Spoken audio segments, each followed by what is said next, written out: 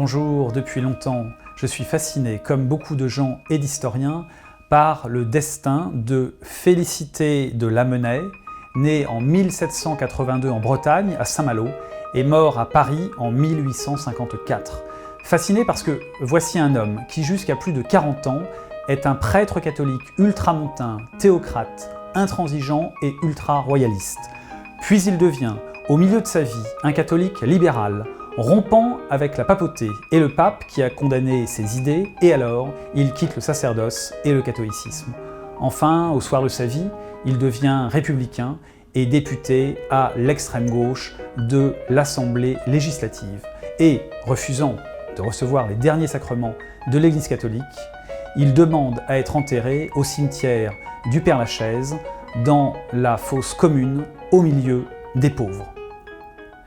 Nous verrons que ce qui est très intéressant, c'est que son parcours est vraiment atypique, car c'est quelqu'un qui va partir de l'extrême droite sur l'échiquier politique pour aller vers l'extrême gauche, alors que souvent on est de gauche quand on est jeune et on va vers la droite quand on vieillit.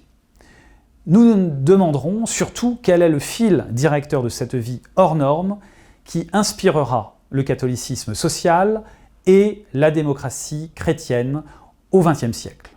En tout cas, Lamennais est un homme étonnant, fascinant, doté d'une plume magnifique qui a beaucoup marqué ses contemporains et les plus grands esprits de son temps.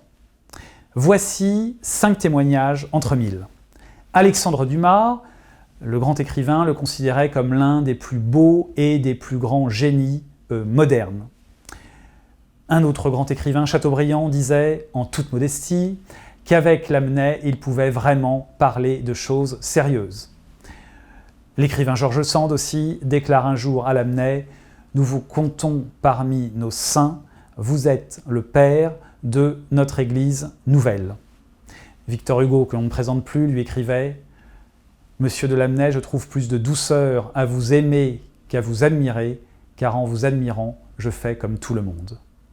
Et enfin, alors que Lamennais était sur son lit de mort, le grand historien Jules Michelet écrivait « Nous sommes ses enfants, et nous serons toujours ses enfants. Ce pauvre grand homme si malheureux est lui-même le douloureux et cruel enfantement qui fait passer le monde du dernier limbe du Moyen-Âge à la lumière moderne. » Donc, à bientôt pour un cycle de vidéos et de podcasts sur Félicité de Lamennais. Il y aura l'étude des 3 Lamennais, des 3 périodes dans la vie de Lamennais, et peut-être qu'à la fin du cycle, vous me direz de quel Lamennais vous vous sentez le plus proche, et je vous dirai de mon côté de quel Lamennais je suis le plus proche. Se posera donc évidemment la question de la rupture intellectuelle, rupture spirituelle, rupture personnelle, Lamennais ou la rupture avec soi-même. À bientôt pour en parler.